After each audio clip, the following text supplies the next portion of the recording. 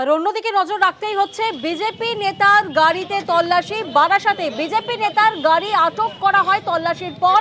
সংখ্যালঘু মোর্চার সভাপতির গাড়িতে তল্লাশি করে কাসেম আলীর গাড়ি আটক করে পুলিশি তল্লাশি।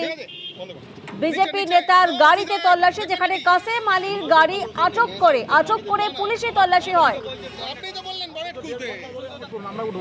আর অন্যদিকে বিজেপি নেতা পুলিশি হয়রানির অভিযোগ করা হচ্ছে বিজেপি নেতার তরফ থেকে। নিয়ম তো পুলিশ জানে না নাকি? ঠিক আছে, অভিভাবক কথা বলার দরকার আমি দেখবো। দেখুন আমাকে হ্যারাসমেন্ট করেছে।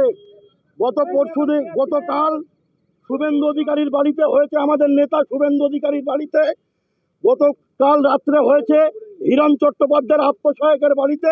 আজকে আমার নেতা কৃষ্ণেন্দুদা উপস্থিত আছে।